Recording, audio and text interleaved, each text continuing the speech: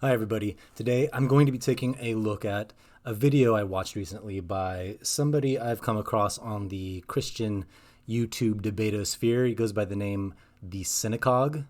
He used to go by CJ Cox. For the purposes of the video, I'm just going to refer to him as CJ. It's just a little bit easier to do that. So, yeah, let's take a look.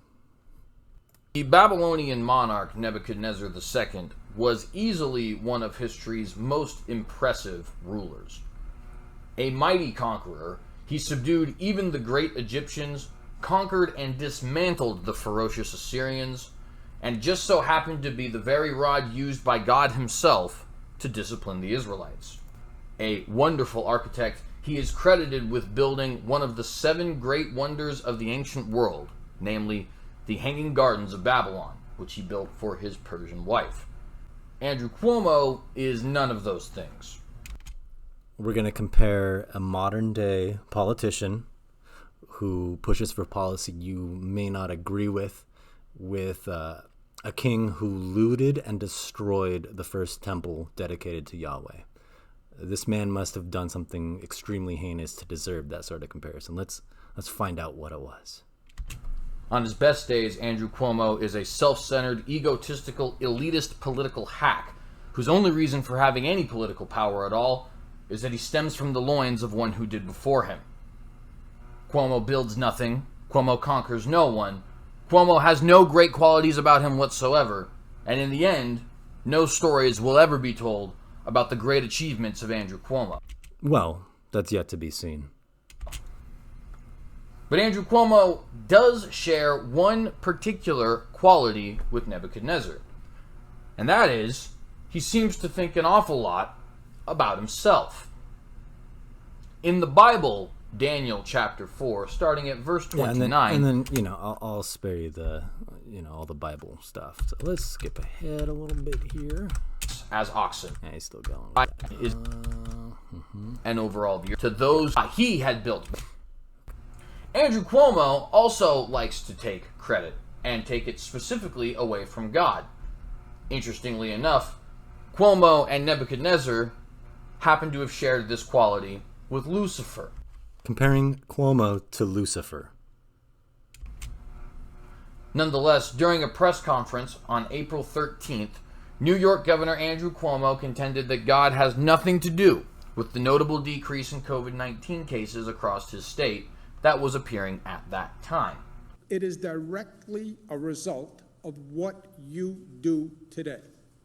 The number is down because we brought the number down. God did not do that. Fate did not do that. Destiny did not do that. A lot of pain and suffering did that. Over the last month and a half, New York City has become a world epicenter of the coronavirus pandemic.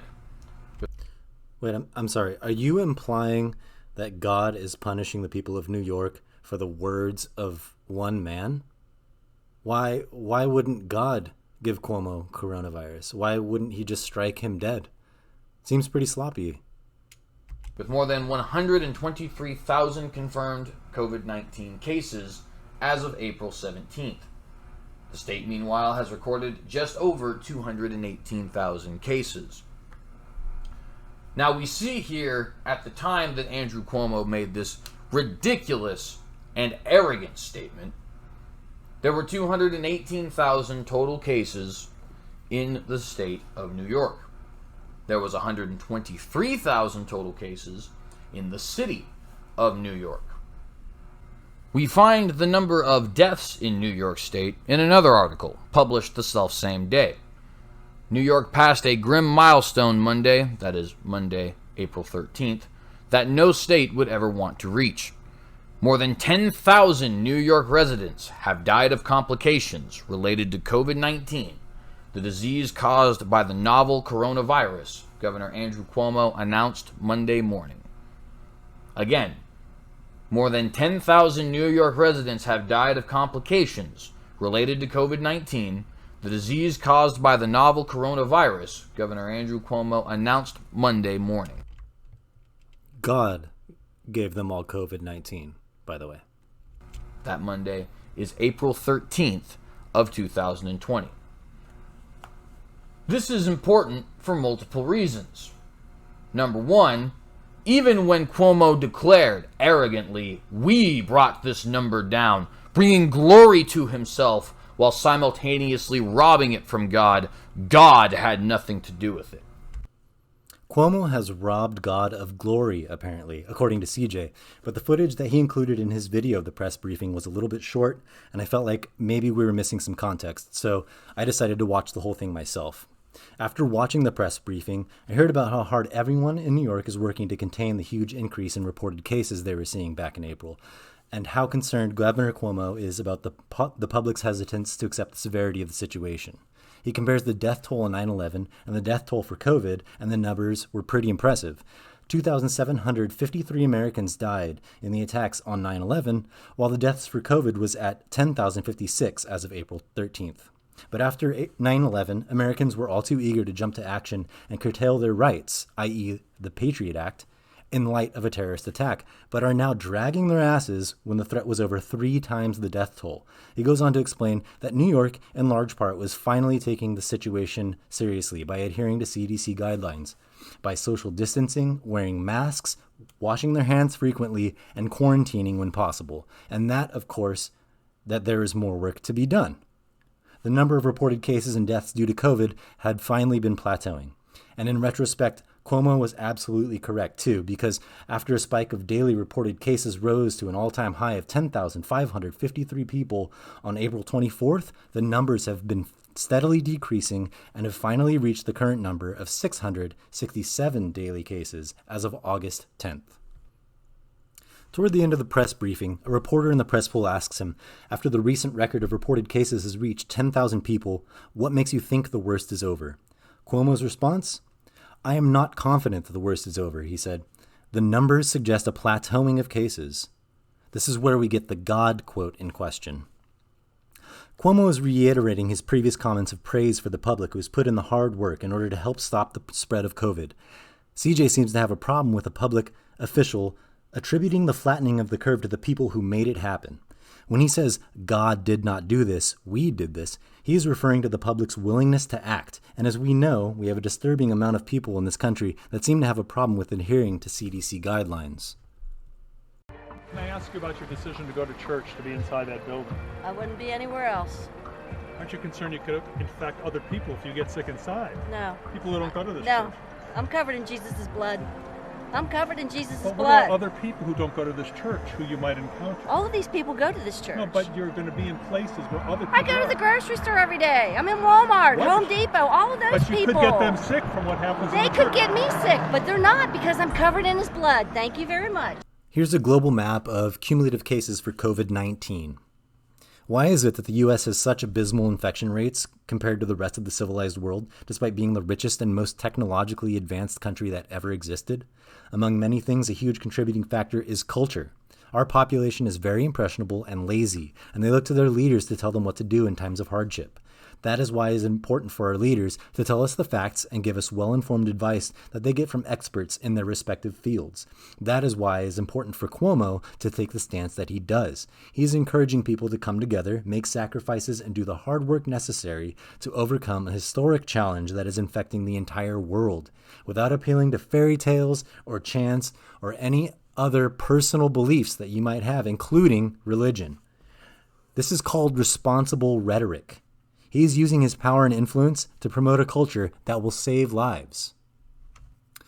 So all throughout your video, CJ, you're suggesting that God is punishing the people of New York for the words of one elected official.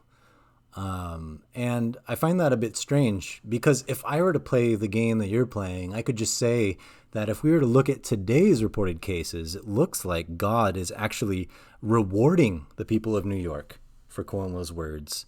I mean, everybody should just discredit God and look at what happens. But let's actually take a look at the reported cases for some other states. Okay, so Florida, all right, 3,779 new cases. All right, what about Louisiana? Not looking too good. What about Idaho? Wow. Not too bad, I suppose, but definitely not flattening the curve. Not like New York, anyway. So what about all of the other states who are seeing upticks like this? Is God punishing those people? What did those public officials say? And I want to ask you, if a loved one of yours got the virus and died a slow and painful death, would you say they deserved it? Would you say it's because their public official said something about God? Or would there be some other explanation? Now, I bring up Cuomo and his responsible use of rhetoric because I feel it's very important, especially for public officials to be aware of the power that they wield over the public. And also because there's someone with far more power and influence who is being extremely irresponsible with their rhetoric that I believe is far more deserving of the ire and wrath of a vengeful God. That is, if God existed, of course. Supposing we hit the body with a tremendous, whether it's ultraviolet or just very powerful light, and I think you said that hasn't been checked, but you're going to test it. And then I said, supposing you brought the light inside the body, which you can do either through the skin or in some other way. And I think you said you're going to test that too. Sounds interesting. Right, and then I see the disinfectant, where it knocks it out in a minute, 1 minute. And is there a way we can do something like that by injection inside or almost a cleaning? Because you see it gets on the lungs and it does a tremendous number on the lungs. So it'd be interesting to check. Wow, what an idiot. Despite being the dumbest president ever elected in U.S. history, Donald Trump has an approval rating of 91% amongst Republicans. And if you think with an approval rating like that his constituency won't hang on his every word and follow his advice no matter how ignorant and ill-informed it is, well, I have a bridge to sell you. CJ, it seems from this video all you're really concerned with is somebody that you've labeled a political hack robbing God of his glory, whatever that means. But for me personally, I'm concerned with God's children not dying horrible deaths that could easily be prevented. We need our leaders to use responsible rhetoric, and they need to get advice from people who know what they're talking about. So if you need a target to attack, why not attack those that deserve it? Again, I'm going to ask you politely if we can have a debate. I asked you recently, and you seem to have ignored me, so I'm just going to politely ask you again. It can be about any topic you want. Politics, BLM, Trump, libertarianism, the Bible, morality, whatever. You go ahead and choose. You can email me at chewydebates@gmail.com.